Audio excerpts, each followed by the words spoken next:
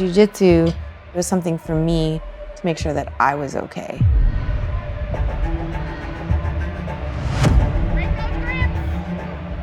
There's no special diet.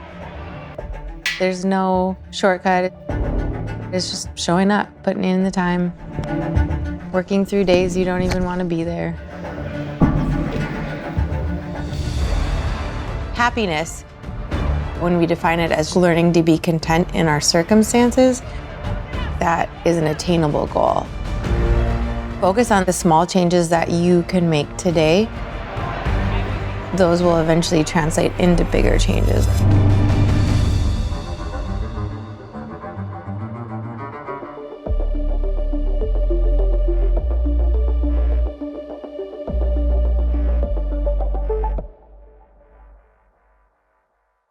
My name is Katie Stensgard. My occupation is I am the Kids Ministry Director at Atonement Lutheran Church right down the road here. And what was the last question? Where you're from? Oh, I am from Fargo, North Dakota, born and raised. I've kind of always been a little more like, I learn things the hard way. Like, I'm super stubborn, that kind of thing. There's old pictures of me in like little like Fargo South wrestling singlets with headgear on. And I don't remember any of those because I didn't really wrestle, but apparently I used to like beat up little boys because they taught me some wrestling. Both my parents later on in life kind of like re-upped on Christianity. After I moved out, kind of formed that relationship with Jesus, and my dad had been doing mission work in Peru. He was like, hey, there's this volunteer coordinator position open in Chimbote, Peru. Do you want to go? One of the things I think that had been bothering me, I was like, well, I'm living like a very like me-centered lifestyle. And so the idea of like going and helping other people and like traveling to another country and experiencing life somewhere else was very appealing. And so I was like, yeah, I'll go. That was a life-changing experience. I ended up getting married there in Peru, extended my stay, ended up being there like 2.5 years in total, moved back to the States and had 4 kids pretty close together.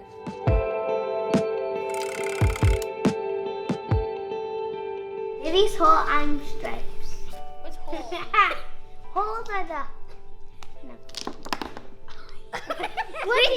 You got it! Read it!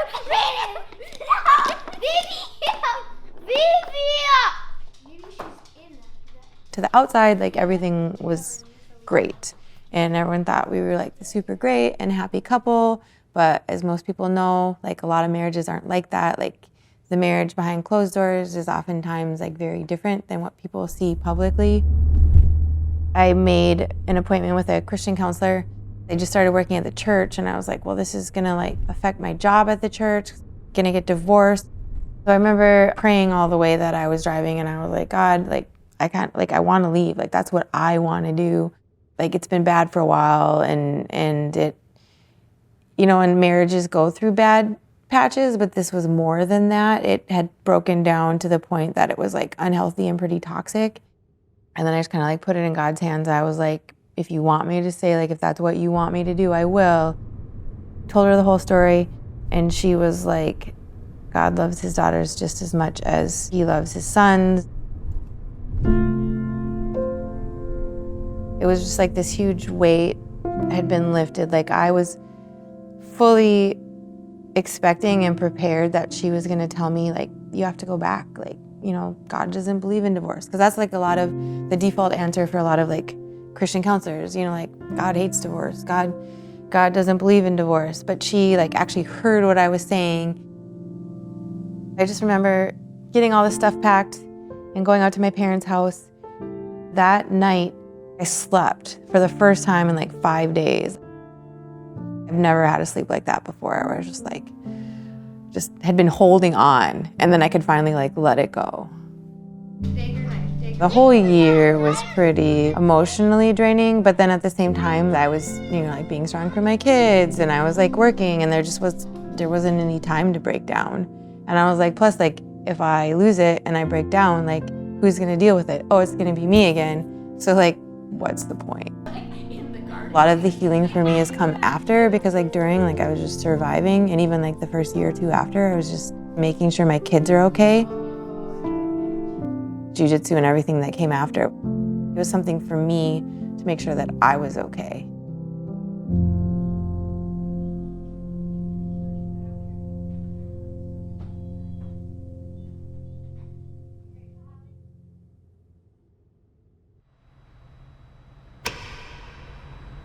Trying to figure out Jiu Jitsu in the early days was a challenge.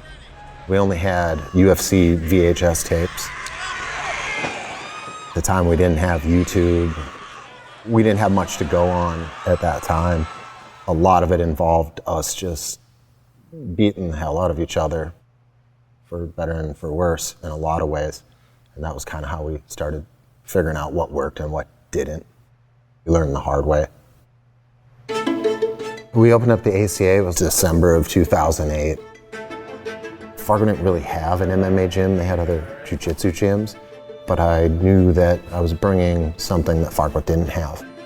Starting your own business is kind of a gamble, but it was one that I've already taken before. I felt like I had the tools that it took. They say jiu-jitsu's like a human chess match. I think we've heard that before, but it's far more complex than that. Everybody plays a different game of chess. Jiu-jitsu is unique in that way that you can find so many different skill sets and styles and personalities that grappler might have. So it's kind of funny how those things go together. With MMA, it's nonstop. I'm trying to like hurt you in so many different ways. Jiu-jitsu, you don't have to take the trauma to your head and the risk of cuts, unless you're rolling with Katie. The culture that I wanted, that was a learning process. The old gym was full of heathens. Initially, when I came in, I wanted MMA. I wanted fighters. I really wanted to like bring some of these athletes out of the Midwest and North Dakota. I was like a home for broken boys. My face hurts around here, right here. We had a lot of wild characters back in the early days.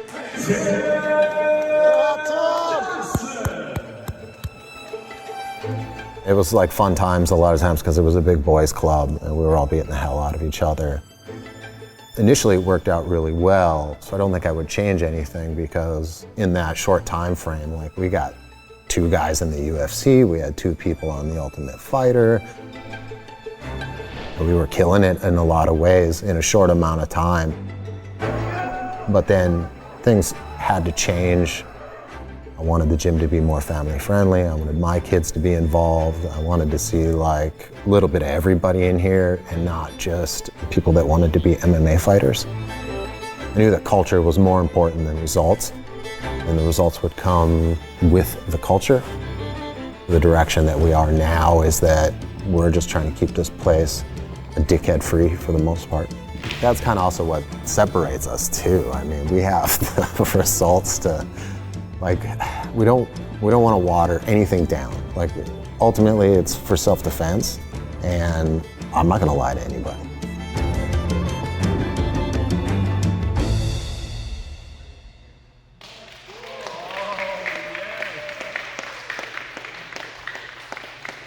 We've kind of built a really good thing right now with the jiu-jitsu program. Katie's actually a really big plus to that. Like, we finally have a mom that's a coach now, and that's kind of a big deal for us. It's hard for me to remember first encounters with some people because jiu-jitsu has such a high turnover rate that I'm like, I don't want to, how do I say this? It's just sometimes I don't invest too much into people initially because I'm worried they're just gonna be like gone in 3 months when they figure out like, oh my God, this is harder than I thought. I kind of knew right away that she was different based on how tough she was, because she was, sorry, Katie, for lack of a better word, she was kind of a meathead. After like her 4th black eye that she received and the 4th black eye she dished out, I kind of knew she was probably going to stick around if the first black eye didn't scare her. Getting pumped up for this Katie Stensgard match. 100%, here we go. I'm bringing everything. I hope you're ready. I remember in my first class, Dylan was talking about side control, didn't know what side control was. And so he's like, oh, like you gotta put your arms around this guy and you like put your head on his chest. So I had my head up because, you know, like the first couple of weeks, it's like that weird, like, I'm in this person's body space and this is wrong. And like now we don't even care. But in the beginning, it's weird. And so I had my head up because I was like, this is uncomfortable. And I was like this. And I just remember him pressing my head down onto the guy's chest. And it was like flat down. He's like, no, like this. And I was like, oh, okay. Like this close. Things that are challenging activate a different part of my brain where I was like, I'm gonna kind of go in on jiu-jitsu and see if I can not be smashed. Jiu-jitsu is a martial art. Nowadays, it's experienced more as a sport based around the idea of controlling another human body without striking. So you're only using grappling techniques and you want to utilize both the standing position and the ground. 4 stages, you take the person to the ground, you get past their legs, you go through a series of pins where you're holding them on the ground, you're pinning them to the ground so they can't move, and then you find some extremity on their body, whether it's an arm or a leg, and then you lock it with a submission. There's thousands of ways to do that inside of the sport. If you watch very advanced jiu-jitsu players, you'll notice that they're always moving, and there's tiny micro movements that they're doing that kind of blend into one another. And that's kind of where you want to end up, to where it's not strict moves or movements that you're doing that are static and then dynamic, but you're kind of expressing yourself the entire time through the round of the match. The first time I rolled with her, I was confused because I didn't know why my body hurt so much. For someone who was brand new, this 40-year-old, very small woman came in, and I don't want to say she manhandled me because that didn't happen, but it was close. I'm gonna tell you that right now. If you don't like Robert, there's something wrong with you because he's like the easiest guy in the world to like. He's really supportive, and a lot of the times the guy, Robert, like what if I go out there and I just get smashed and then like everyone hates me and I can't go back to the gym, and he's like, it's not even gonna happen. He's always willing to help, not just me, but like everyone. That's just Robert. She was, from the first day, extremely intense, extremely dedicated. And something that's very unique about Katie is anytime she does anything, she pours all of herself into it. Every single practice, every single rep, she's always expending the maximum amount of energy that she has to give to accomplish her goals. That's why she's been so successful so fast. Kind of like heard that there's this older gal who rolls too hard, is pissing all the women off, beating people up, stuff like that. Older, spazzy lady, so it sounded annoying. Lorman showed up and he was like the Jolly Green Giant, and like everyone knew him, and he would say like mildly inappropriate things sometimes, but he was like funny, and we just kind of hit it off right away. Like he had good, like we just connected. I was just listening to everyone kind of bitch and complain about how this lady's beating everybody up and getting like kind of pissed off and butthurt about Katie just like, oh, she tweaked my arm too hard. Oh, it's like, who cares? Like, get over it. When we became buddies was her kids. She was gonna sign one of her kids up for kids classes, and I was like, bring them all on. So she has 4 kids. She brought all 4 of them in. They're okay kids, you know. No, they're awesome. So yeah, she's got 4 awesome kids who are awesome at jiu-jitsu now. He was my first cheerleader, I want to say, encouraging me to do it. Like, oh, you can do it. And also gives me really bad medical advice all the time. Talk to him about a lot of stuff. Like he's a good support for me and a good friend, and he's just super encouraging. Let's see, I don't actually remember the first time I met Kate, but yeah, I remember. Cody will be interesting because he doesn't typically like doing stuff like that. Like it's hard for him. How do you even describe Cody Lincoln?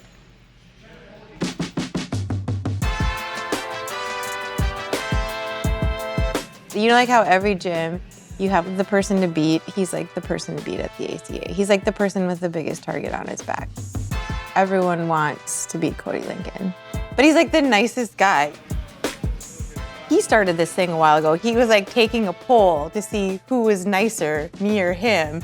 And everyone kept saying Cody. And I was like, but Cody beats you up. Like, why do you keep telling me like, oh, Cody, thank you for subbing me. Like, I'm nicer. And everyone's like, no, Cody's nicer. Because he is such a nice guy. Katie goes for wrist locks. That's not something good people do. I roll with Katie probably 3-4 rounds a week probably, which is more than anybody else. Actually probably like 5 or 6. So probably you almost get like half an hour of rolling with just Katie. The backbone of all skill is just stick a lot of time into it. It's kind of straightforward. If you want to get better at anything, time and deliberate practice, and you're gonna get better. And she's gonna stick a lot of time and deliberate practice into what she's doing. Katie's work ethic is what separates her from everybody else. She's oftentimes the first one in and the last one to leave. She's in here when other people aren't in here. She's around all the time. Frankly, sometimes it's annoying, but that's really what separates her from a lot of the other people. There's no special diet. There's no shortcut. It's just showing up, putting in the time, working through days you don't even want to be there. Just like life.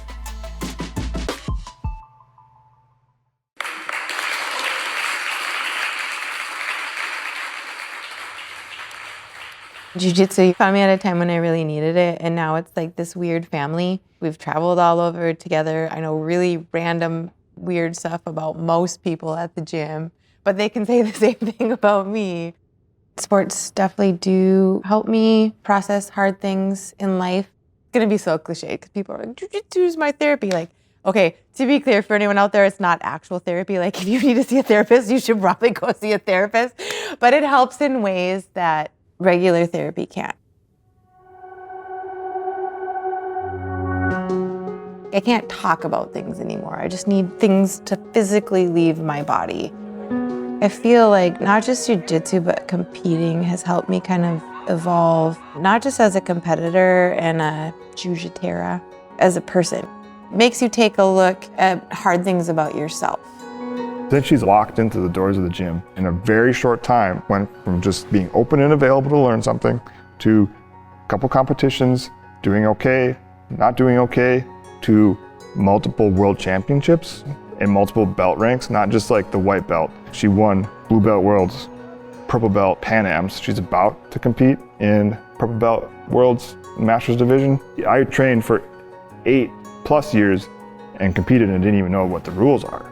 She's in a very quick time went from nothing to world champion to another world champion and potentially another world champion.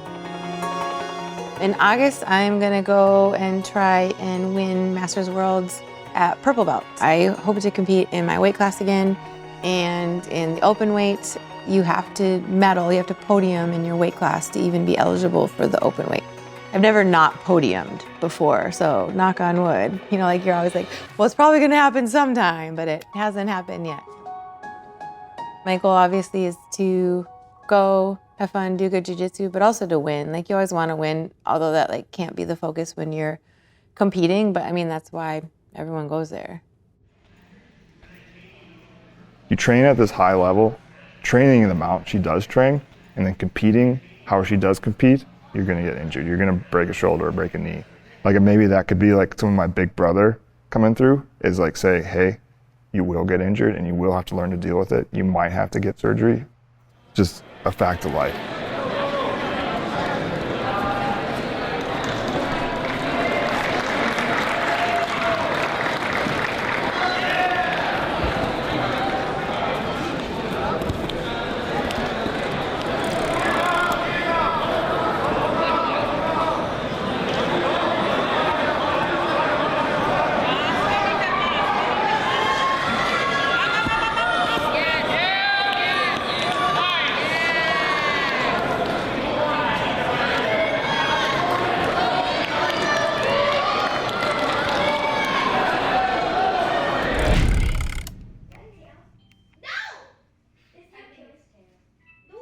I've had a pretty heavy comp season where I've been competing a lot. training for Jiu Jitsu, but also training for Muay Thai, so which is probably why I got hurt. Like, it's kind of a heavy strain. I'm pretty physical, but so are a lot of the adults. So my physicality is maybe more neutralized in the adult division, where in the Masters division, it is probably one of my biggest strengths. Felt like my hip pinched, and then it kind of felt like a stretch or a tear on my leg. Like, you can kind of tell when you partially tear something, like I've done it before. I was like, Rob, there's like something really wrong with my leg. And he's like, we should go to the medic. But then they were calling me for the final. So I rolled the final with Katie Vogel, super close, a lot of back and forth. I was in some pain. I feel like it definitely changed my game and what I could do. Pretty soon. Why don't you guys go play toys downstairs? It was my rectus femoris quad muscle that I either had sprained or strained it. Tested it on Sunday. It was at 50% strength. Need to rest and recover and spend some time with my kids and do some fun summer stuff. But I am looking forward to Vegas.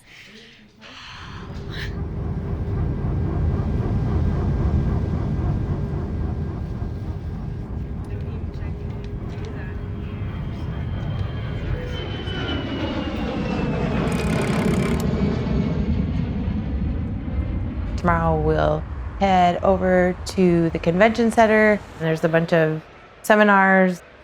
Worlds being such a big venue, it's nice for me to kind of go there and get the layout and just acclimate myself, the noises and the sound and the people, because it is such a draining environment. I appreciate the day to kind of ease into it, and then it's like not a place that I can be all day long. So it's nice to, go to some seminars, then come back. Sometimes that's not always the case for a lot of us masters, because we have jobs and kids, and that's kind of how it plays out.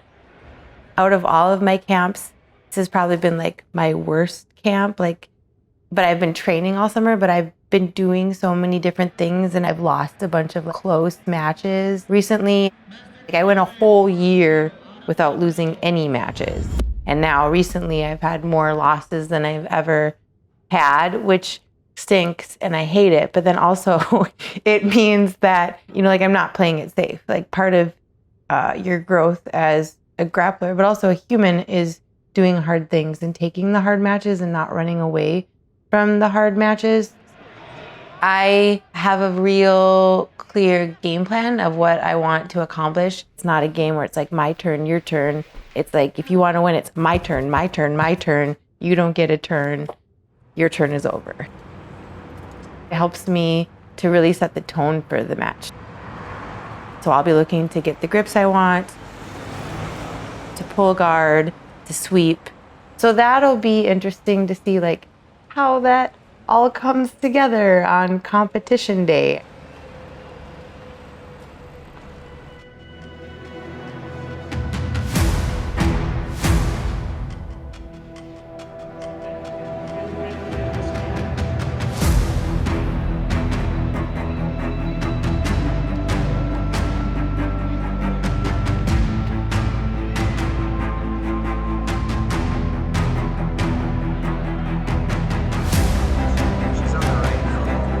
Let's go.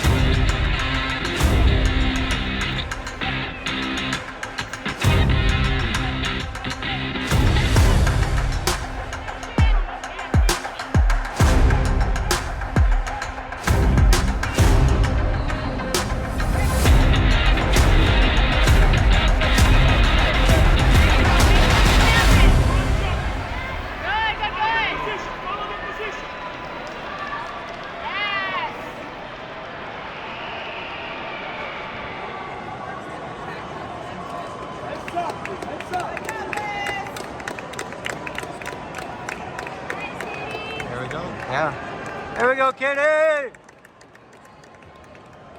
I won a World Masters 3 title championship at Purple Belt, World Masters champion for a second year in a row. Took third in the absolutes. The performance part is done. And that's always kind of like that sigh of relief because, you know, like you come and you go in with the mentality, like I did everything that I could do. I want to have fun, I want to do these specific things. But then it's always nice to come away with the wins because like that's kind of the icing on the cake. I've kind of been like go, go, go when I am doing striking and I won the TBAs and I did all this stuff. I just need to be back in the gym, like, because that's where you get better is in the off season and the downtime. And it's nice to have those seasons of you don't have to win. You can just explore your craft and see my kids and see my friends and be in the gym. Remembering why I started and why I love Jiu Jitsu in this community. Super grateful for all the women at the ACA. We have such a strong women's community at the ACA, and I think that's just really a testament to the gym culture and the culture that Dylan has helped create. I had a lot of faith that she was going to do extremely well. She's one of the toughest people I know. And I said people, not man or women. She's just outright just a very tough person. It was awesome to hear that she was #1. If you're curious about jiu-jitsu, you should try it.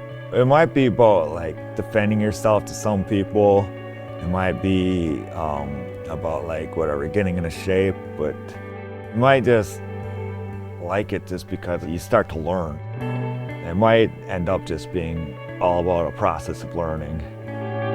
Athletes that I've worked with in general, but especially Katie, she's changing so much every single time she goes through one of those experiences. You'll see, like, for example, her guard work gets much more detailed and refined. She's more thoughtful when she's passing or wrestling. Those things make me really proud because it's so hard to kind of overcome your instincts of what you feel like you want to do in a situation. And that's something that she's able to do so rapidly. I really love her and her kids when the whole family comes in. It's pretty cool when they're clicking.